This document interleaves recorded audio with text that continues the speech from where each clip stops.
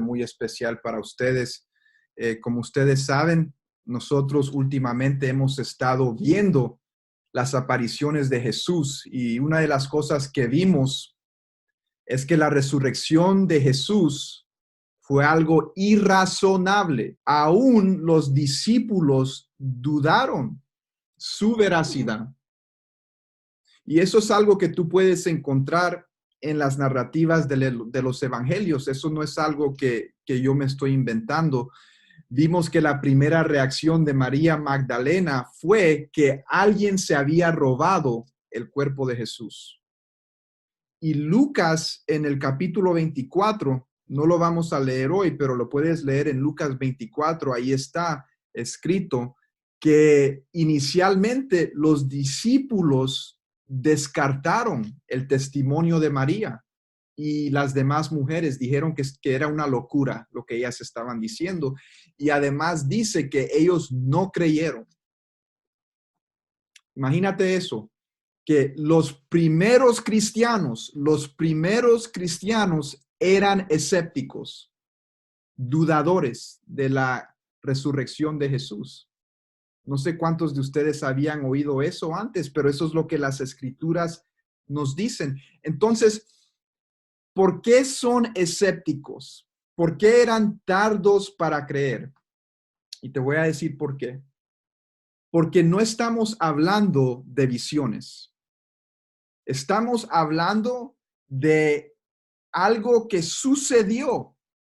Y las personas en el primer siglo no eran personas ingenuas como muchas veces pensamos. Ellos eran escépticos como la persona moderna. Y ellos, cuando se les presentó la resurrección, tenían la misma pregunta que la persona moderna tiene. ¿Sucedió esto en verdad? ¿Tú estás hablando de alguien que resucitó de los muertos? Entonces, hermano, yo quiero que tú entiendas que cuando nosotros hablamos de resurrección, no estamos hablando de una metáfora, no estamos hablando de un simbolismo o una imagen, estamos hablando de algo que creemos que sucedió en la vida real. Y eso es lo que vemos en el pasaje de hoy. Dos discípulos se encuentran con un Cristo resucitado de los muertos, en carne y en hueso. No es una visión. Entonces vamos a ver el pasaje de hoy. Yo lo voy a poner en sus pantallas. Viene de Lucas capítulo 24, versículos 13 al 35. Es una historia bien interesante, muy interesante. Prestémosle atención a este recuento. Antes de leer la historia, debo decirles que todavía este es el primer domingo de Pascua. Esto sucedió el mismo día que Jesús resucitó. Entonces vamos a ver qué es lo que sucede.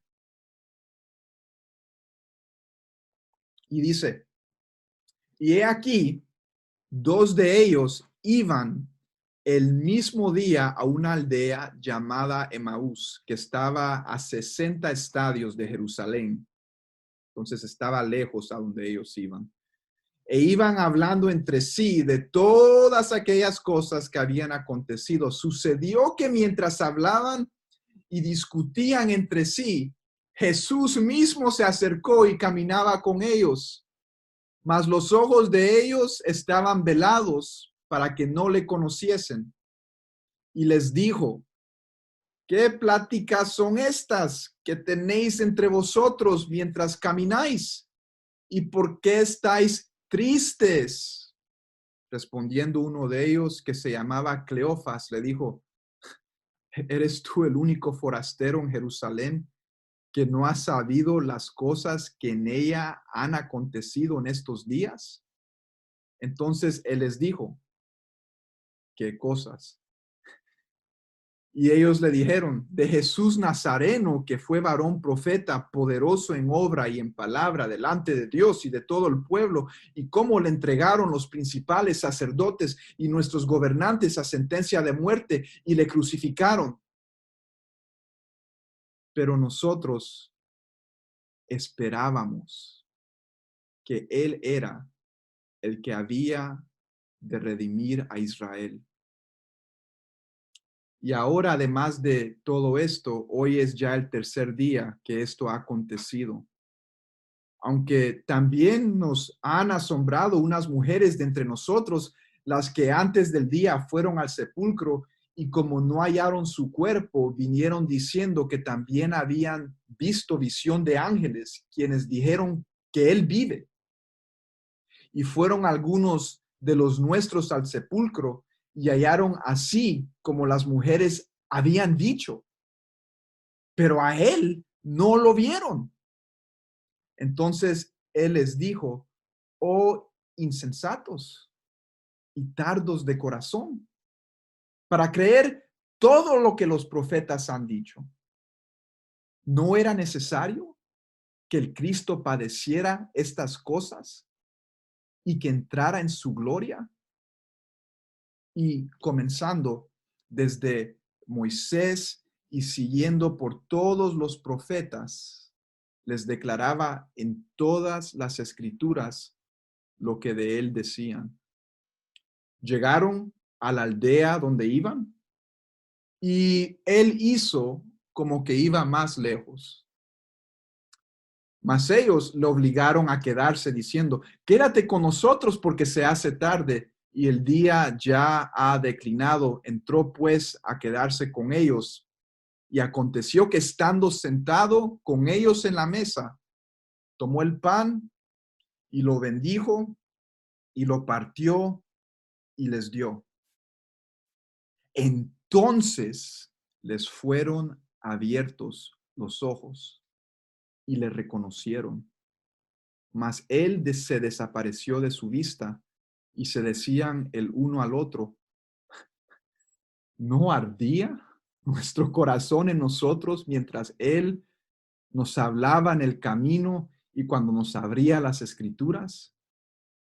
Y hallaron a los 11 reunidos y a los que estaban con ellos, que decían: ha resucitado el Señor verdaderamente y ha aparecido a Simón. Entonces ellos contaban las cosas que les habían acontecido en el camino y cómo le habían reconocido al partir el pan. Esto es palabra de Dios, hermanos. Vamos a prepararnos para recibir lo que Dios tiene para nosotros. Dios Padre, Hijo y Espíritu Santo, queremos ser como estos dos discípulos que iban en camino a Emaús, un camino de tristeza, un camino de duda. Y después, oh Dios, tú cambiaste su destinación a un camino de gozo, a un camino de esperanza, a un camino de paz, a un camino de realidad.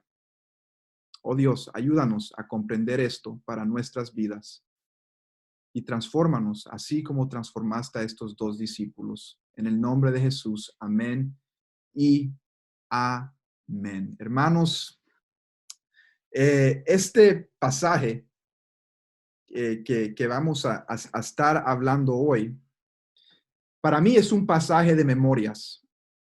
Y yo sé que las memorias muchas veces para nosotros son dolorosas. A veces el recordar trae gozo, pero a veces el recordar trae tristeza. Y lo que nosotros vamos a ver en este pasaje es que el recordar puede transformarnos, pero recordar que eso es lo que yo quiero que veamos. Entonces, esta mañana yo quiero que hablemos de tres cosas: el dolor de recordar, número 2, el poder de recordar, y número 3, la transformación que viene del recordar. Entonces, el dolor, el poder y la transformación que viene del recordar. El pasaje nos dice que estos dos discípulos estaban tristes.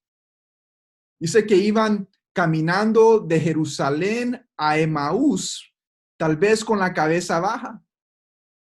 Dice el versículo que estaban tristes. Jesús se acerca a ellos y les dice: ¿por qué están tristes? Y ellos están tristes porque Jesús no resultó ser lo que ellos esperaban. Ellos recordaban su poder, sus milagros, sus curaciones, pero Jesús no resultó ser lo que ellos querían. Ellos nunca podían imaginarse que la vida de Jesús iba a terminar en una cruz. Y recordar eso les traía dolor, les traía tristeza. Y el versículo 21 es un versículo bien triste. ¿Sabes por qué el versículo 21 es un versículo triste? Porque usa la palabra esperanza como algo que ellos tenían en un tiempo pasado. Mira cómo dice el versículo 21. Esperábamos que Él era el que había de redimir a Israel. Esperábamos, creíamos, pero ahora nuestra esperanza está aplastada y por eso estamos tristes. Entonces, hermanos, tal vez estos dos discípulos están listos para tirar la toalla, abandonar el camino en Jerusalén, tal vez regresar a sus vidas viejas en Emaús o tal vez empezar una vida nueva en Emaús. ¿Quién sabe? El punto es que estos dos están a fondo, están tristes. Y tal vez tú esta mañana usas esa misma palabra. Esperaba que mi matrimonio funcionaría. Esperaba que mi hijo regresara. Esperaba que mi trabajo me iba a llamar para atrás. Esperaba que ya para esta edad íbamos a tener hijos. Esperaba que esta pandemia no me iba a afectar. Esperaba. ¿Cuál es tu esperaba en esta mañana, querido hermano? En veces duele recordar el pasado porque esperábamos algo diferente. Esperábamos esto y el otro y las cosas no terminaron como esperábamos y nos duele. Nos sentimos decepcionados, tristes y se nos hace difícil reconocer al Cristo resucitado como estos dos discípulos no lo reconocieron. En medio de nuestra tristeza y decepción, no vemos con ojos claros a nuestro Señor que camina con nosotros, aún en el camino a Emaús, que es un camino de tristeza y decepción. Pero aquí está donde nuestra memoria nos falla. Se nos olvida que la muerte y la decepción no tienen la última palabra. ¿Cuántos pueden decir amén, aleluya? La muerte y la decepción no tiene la última palabra, aleluya. Veamos cómo Jesús les trae algo a su memoria que ellos han olvidado. Este es nuestro segundo punto, el poder de recordar. Una de las cosas, ¿sabes? Una de las cosas que a mí me maravilla de Jesús es cómo Él nos escucha. Y tú sabes, Él lo sabe todo, pero Él nos escucha. ¿Tú te diste cuenta cómo aquí en este pasaje Él no le dice nada a estos dos discípulos en respecto a su identidad? ¿Te diste cuenta de eso? Él no les dice, muchachos, yo soy Jesús, todo va a estar bien. Me gusta la táctica de Jesús, ¿verdad? Él pretende no saber nada. ¿Qué cosas han sucedido? Él pretende no saber nada, pero en el pretender no saber nada, les da la oportunidad de articular su tristeza. Tú sabes que es bueno que articulemos nuestra tristeza, que la verbalicemos. Y Jesús les da esa oportunidad a ellos, que derramen su corazón. Les da la oportunidad que digan, esperábamos esto y esto no se dio. Jesús les da el espacio para que ellos vocalicen su dolor, el dolor que sienten en su corazón. No para que ellos se sientan mal, sino porque el hablar y vocalizar nuestra decepción y nuestra tristeza es ser auténtico y además nos ayuda. Jesús escucha. Aleluya. Él escucha y les permite recibir ese bálsamo de ser escuchados. Pero después de que ellos terminan, Él tiene que llenar los huecos de la historia que ellos dejaron vacíos. Tú sabes, porque muchas veces en nuestra tristeza y nuestra decepción no contamos la historia completa. Jesús entonces empieza a recontar la historia. Pero cuando Jesús recuenta la historia, suena diferente, ¿sí o no? En su recuento se convierte lo que realmente siempre fue la historia. Algo más grande, algo más profundo, algo más antiguo, algo más sabio, más rico que los viajeros en el camino a Emaús entendieron. Esto es lo que ustedes no entienden, parece decir Jesús. Esto es lo que ustedes se están perdiendo y no están recordando. Y cuando Jesús recuenta la historia, Él la restaura a su gloria. Él la conecta a las Escrituras. Mira el versículo 26. Dice el versículo, ¿no era necesario que el Cristo padeciera estas cosas y que entrara a su gloria?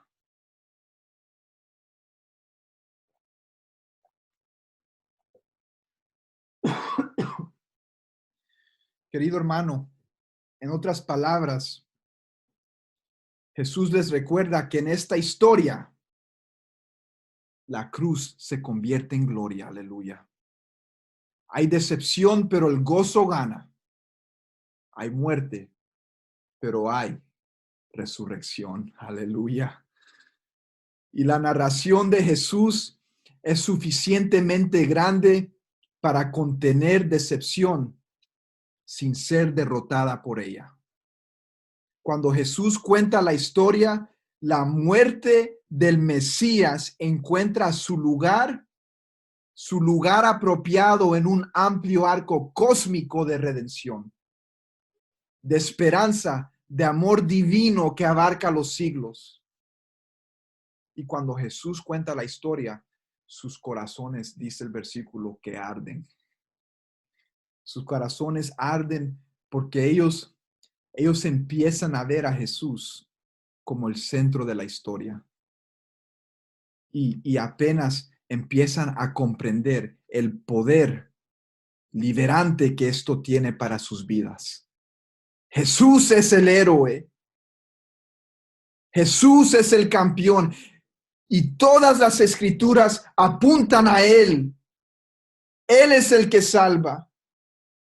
Y todas las escrituras están ahí para recordarte de eso, precisamente de eso. Que Él ha ganado la batalla para ti, por ti, en lugar de ti. Jesús prácticamente les dice, mira, déjame abrirte las escrituras y déjame mostrarte que esto se trata de mí.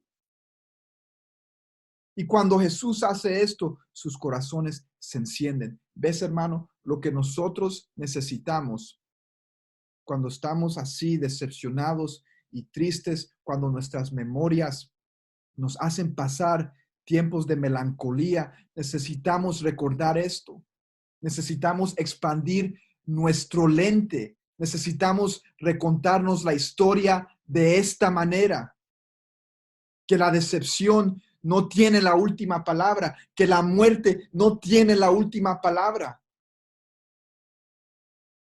Pero tú sabes que hacemos muchos de nosotros vemos a Jesús como un maestro cualquiera.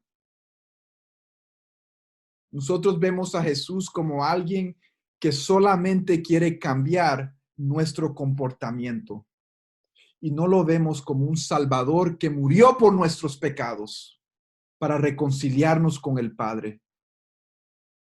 Y tú sabes cuál es el problema con ver a Jesús como un maestro cualquiera o como un moralista, ¿verdad? Si tú ves a Jesús de esa manera, vas a empezar a creer la mentira de que si nos portamos bien, de que si doy mis ofrendas, de que si hago esto, que si yo hago el otro, todo me va a salir bien en la vida. ¿Y qué vas a hacer cuando el sufrimiento venga a tu vida? Porque va a venir. Porque Jesús habla de cargar una cruz. No te vas a dar cuenta del lugar de la cruz en la historia. No te vas a dar cuenta de que la cruz se convierte en gloria y que Jesús es Salvador, querido hermano. Nosotros necesitamos a un Jesús que nos encuentre en el camino a Emaús y nos traiga esto a la memoria. Él ha derrotado la muerte. Dilo, querido hermano.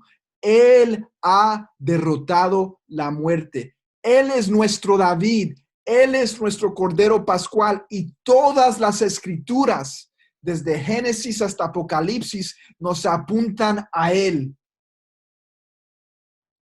Se trata de Él.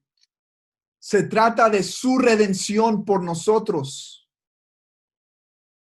Y cuando tú creas eso, eso transforma tu vida. Eso te va a dar una nueva perspectiva. Eso es lo que vemos aquí. ¿En qué manera fue su perspectiva transformada? Te voy a dar dos cosas en cómo ellos fueron transformados. Su perspectiva se transformó porque empezaron a ver a Jesús en las cosas ordinarias. Después de que Jesús parte el pan y ellos se dan cuenta, wow, ese fue Jesús. ¿Sabes qué empiezan a hacer ellos? Ellos empiezan a recordar que Jesús estaba con ellos en el camino a Emaús. Ellos empiezan a ver que Jesús también estaba con ellos en lo ordinario. Y también recuerdan que Él estaba con ellos compartiendo el pan. Y muchas veces nosotros no queremos un Jesús que está con nosotros en las cosas ordinarias. Queremos un Jesús que está con nosotros solamente en las cosas espectaculares. Queremos ver milagros, queremos ver queremos ver un show, queremos ver el humo, queremos ver milagros, curaciones. Y se nos olvida que Jesús está con nosotros en lo básico. Que Él está con nosotros ahora mismo por medio de Zoom. Que Él está con nosotros cuando nos mandamos mensajes de texto para alentarnos y para animarnos. Así cambió la perspectiva de ellos. Empezaron a darse cuenta que Él estaba con ellos en ese simple camino a Emaús. Jesús no solamente está presente en lo espectacular, déjame decirte, querido hermano, y hay muchas personas ahí afuera que tratan de crear un espectacularismo, vamos a llamarlo, hecho con manos de hombre, para que ellos se sientan como que Jesús está con ellos. Nosotros no tenemos que crear un espectáculo. ¿Sabes por qué? Porque Jesús está con nosotros ahora mismo. Y Él va a estar contigo mañana cuando te tomes tu café. Y Él va a estar contigo mañana cuando te sientas solo. Él va a estar contigo mañana cuando le mandes mensaje de texto a tus amigos tratando de animarlos o a tus familiares. Él está contigo en las cosas más simples. Si hay una cosa que esta historia nos enseña es esto, que el Cristo resucitado no está limitado de ninguna manera por la aparente pequeñez de nuestras vidas. Donde sea y cuando sea que nosotros hagamos espacio, Jesús viene y está con nosotros. Y así cambió la perspectiva de ellos. Su perspectiva fue transformada. Se dieron cuenta que Jesús está con ellos en las cosas ordinarias. Pero hay una cosa más que fue transformada y fue su destinación. Ellos estaban en camino a Emaús, pero enseguida que se dan cuenta de que este era Jesús y de que él había resucitado, su primer instinto es regresar a Jerusalén para compartir las noticias con otros. Ellos se dieron cuenta que tenían que compartir estas buenas noticias, querido hermano. Ellos se dieron cuenta que ellos no se podían quedar con esta historia, que tenían que compartir el gozo, que tenían que compartir estas buenas noticias. Muchas veces cuando nos sentimos melancólicos, decepcionados, solo pensamos en nosotros mismos y se nos olvida aplaudir por otros, se nos olvida felicitar a otros por sus ganancias o por sus buenos momentos. Oh, querido hermano, yo sé que muchos de nosotros estamos pasando por tiempos difíciles, pero nunca se te olvide que Dios también sigue trabajando en la vida de otros. Y tú puedes gozarte con ellos también, aún en medio de tu tristeza. Y ellos pueden llorar contigo también. De eso se trata. Por eso Pablo dice en su carta, ¿verdad? Llora con los que lloran, gózate con los que se gozan. Aprendamos la sabiduría en ese versículo, querido hermano. No solamente se trata de mi tristeza, no solamente se trata de mí, ¿verdad? Se trata de Jesús. Pero cuando yo veo que se trata de Jesús, eso me ayuda a mí a pensar en otros, a animar a otros, a ir y a compartir las buenas noticias con otros queridos hermanos. ¿Ves? El recordar esta historia como Jesús la cuenta tiene poder para tu vida. Cambia tu perspectiva, cambia tu destinación. La promesa que nos hace hoy este pasaje es que el Cristo resucitado viene a nosotros en medio de nuestra melancolía, en medio de nuestra tristeza, en medio de nuestros sueños rotos. Él viene a nosotros cuando estamos así, apachados, bajos. De eso nos recuerda el pasaje, pero también nos recuerda que Él viene a nosotros por medio de la palabra escrita. ¿Qué fue lo que hizo Jesús?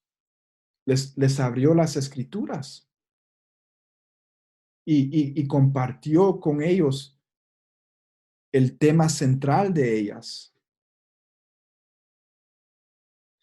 Cuando tú lees la escritura, querido hermano, es como que Dios te está hablando. Léelas, medítalas. Toma tiempo de reflexión en ellas. Si tú quieres que tu corazón arda, lee la escritura bajo este lente. Cristo viene a ti por medio de la palabra escrita. Y Él está también con nosotros por medio de la palabra proclamada ahora mismo que estamos predicando su evangelio. Y que nunca se te olvide mañana, cuando te estés tomando tu café, o mañana cuando estés cambiando el pañal del bebé, o mañana cuando estés ayudándole a tu hijo o a tus hijas con su tarea, en esos momentos ordinarios, Él está contigo también. En el nombre del Padre, del Hijo y el Espíritu Santo. Amén.